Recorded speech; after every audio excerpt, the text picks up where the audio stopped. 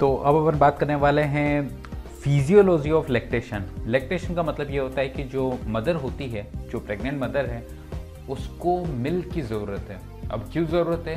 क्योंकि जैसे ही baby deliver होगा तब उसको उस बेबी को मिल्क पिलाना है, ताकि जो बेबी का डेवलपमेंट हो सके, एक उसकी इम्यूनिटी बूस्ट हो सके और उसका फिजियोलॉजिकल डेवलपमेंट भी हो सके।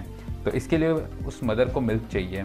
तो इस मिल्क बनने की प्रोसेस बहुत पहले ही शुरू हो जाएगी एंड इसमें 4 जो फेज़ होती हैं वो प्रेजेंट होती है। सबसे पहली फेज़ का नाम है मेमोजेनेसिस, दूसरी फेज़ का नाम है लैक्टोजेनेसिस, तीसरी फेज़ का नाम है गैलेक्टोकाइनेसिस और चौथी फेज़ का नाम है गैलेक्टोपोइसिस। इनका मतलब अपन इसमें देखते जाएंगे क्या क्या होता है इसमें। मेमेनोजेनेसिस का मतलब ये होता है कि जो ब्रेस्ट होते हैं वो क्या होते हैं कि वो डेवलप होते रहते हैं। अब वो डेवलप क्यों होंगे? क्योंकि प्रेगनेंसी के बाद जो है क्या है कि उसको चाइल्ड बर्थ के बाद मदर को, बेबी को जो है वो मिल्क पिलाना है। तो इसके लिए मेमोजेनेसिस होना बहुत ज़्यादा ज़रूरी है। मतलब कि क्या होना ज़रूरी है कि जो मदर है उसके अंदर मिल्क का फॉर्मेशन होना ज़रूरी है, जिसकी वजह से जो ब्रेस्ट है उनका डेवलपमेंट होना ज़रूरी है। मेमोरी ग्लैंड का डेवलप होना ज़रूरी है। अब मेमोरी ग्लैंड में भी बेसिकली क्या होता है, उसके स्ट्रक्चर की बेसिक बात कर लेते हैं अपन कि यहाँ पे क्या होता है कि बहुत सारी लैक्टिफेरस डक्ट होती हैं और वो लैक्टिफेरस डक्ट एक निप्पल से जाकर के कनेक्ट हो जाती हैं। निप्पल के आसपास एरियोला पार्ट होता है। तो अपन बात कर लेते हैं कि जो डक्ट्स के पीछे क्या होता है। डक्ट्स के बाद क्या होता है कि बहुत सारे लोब्स होते हैं। लोब्स के अंदर क्या होते हैं, लोब्यूल्स होते हैं और उन लोब्यूल्स के अंदर एल्वोलाई होती है। एल्वोलाई का मतलब ये होता है कि वहाँ पे जो फॉर्मेशन होता है किस चीज़ का, मिल्क का फॉर्मेशन होता है। और इस एल्वोलाई के आसपास क्या होता है कि एक टाइप का एपिथेलियम होता है जिसको अपन बोलते हैं मायो एपिथेलियम। मायो एपिथेलियम मसल्स की तरह काम करती है। जैसे ये कॉन्ट्रैक्ट होंगी तो यहाँ एल्वोलाई से होता हुआ और फिर लैक्टिफेरस से होता हुआ और फिर निप्पल से होता हुआ बेबी के माउथ में मिल्क चले जाएगा, जो कि फॉर्म कहाँ पे हुआ था, एल्वोलाई में फॉर्म हुआ था। तो अपन बात कर लेते हैं कि मेमोजेनेसिस में एक्चुअली में होता क्या है कि जैसे ही प्रेगनेंसी आ जाती है, जैसे ही प्रेगनेंसी होती है वुमेन में, तो क्या होता है एस्ट्रोजन और प्रोजेस्टेरोन का लेवल इंक्रीज होता रहता है। और वैसे भी हर मेंस्ट्रुएशन पीरियड में एस्ट्रोजन और प्रोजेस्टेरोन का लेवल इंक्रीज होता है, जिसकी मदद से क्या होता है कि जो मेमोरी ग्लैंड है वो डेवलप होने लगती है। अब वो कैसे डेवलप होगी? जो एस्ट्रोजन होता है वो डक्ट्स जो होती है, लैक्टिफेरस डक्ट्स, उनको ग्रो करवाने का काम करता है।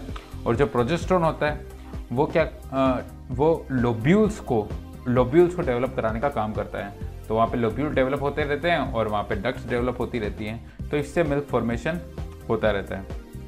तो मेमोरी ग्लैंड पूरी तरीके से डेवलप हो जाती है। इसी को अपन मेमोजेनेसिस बोल देते हैं। अब बात कर लेते हैं लैक्टोजेनेसिस की। तो लैक्टोजेनेसिस क्या होता है?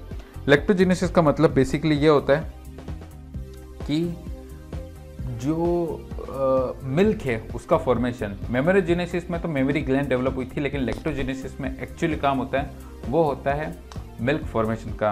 अब वो मिल्क फॉर्मेशन का काम कैसे होगा कि एक प्रॉब्लम यहाँ पे ये होती है कि जो अपना प्रोलैक्टिन है, प्रोलैक्टिन जो है वो एंटीरियर पिट्यूटरी ग्लैंड से रिलीज होता है।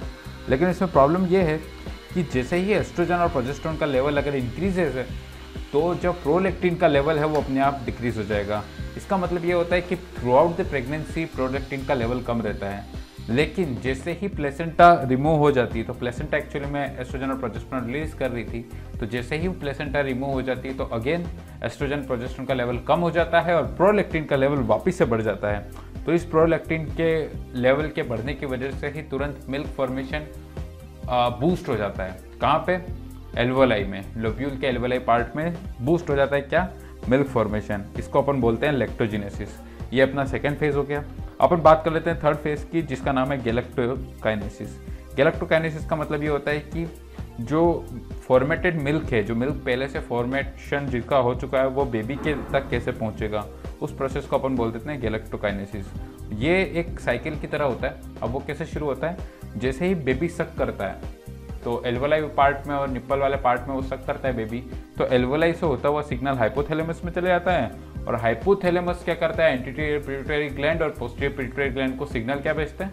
एंटीरियर पिट्यूटरी ग्लैंड को तो वो कहता है कि क्या रिलीज करो, प्रोलैक्टिन रिलीज करो। और पोस्टीरियर पिट्यूटरी ग्लैंड को क्या कहता है कि ऑक्सीटोसिन रिलीज करो। प्रोलैक्टिन की वजह से जो फॉर्मेशन है किस चीज़ का, मिल्क का, वो और ज़्यादा बढ़ जाता है। और ऑक्सीटोसिन की वजह से जो मायोएपिथेलियल सेल है वो कॉन्ट्रैक्ट होती है। मायोएपिथेलियल ऑफ एल्वेलाई और लोब्यूल के साइडों में जो मायोएपिथेलियल सेल थी उसके कॉन्ट्रैक्शन होने की वजह से जो मिल्क है वो इजेक्ट हो जाता है। कहाँ से? निप्पल से होता हुआ बेबी के माउथ तक चला जाता है। और ऑक्सीटोसिन की रिलीज के कारण क्या होता है कि जो यूट्रस के अंदर जो बहुत ज़्यादा वाइड हो चुका था वो, अब वो वापस से उसमें कॉन्ट्रैक्शन होना शुरू हो जाते हैं, जिसकी वजह से वो अपना नॉर्मल साइज में आना शुरू हो जाता है। तो वो ऑक्सीटोसिन ये भी काम करता है साथ ही साथ। तो ये अपना गैलेक्टोकाइनेसिस हो गया।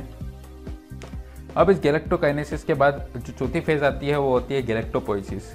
गैलेक्टोपोइसिस का मतलब ये होता है कि जो मिल्क एक बार तो इजेक्ट हो गया, लेकिन बार बार मिल्क इजेक्ट भी होता रहे और साथ में मिल्क जो है वो बार बार फॉर्मेशन भी होता रहे। अपन ने इसमें देख लिया था कि जैसे ही बेबी सक करता है मदर के निप्पल पे, तो क्या होता है कि जो प्रोलैक्टिन और ऑक्सीटोसिन दोनों रिलीज होते हैं। तो प्रोलैक्टिन जैसे ही रिलीज होता है वो क्या करा देता है, ट्रिगर कर देता है फॉर्मेशन को। किस चीज़ के फॉर्मेशन को?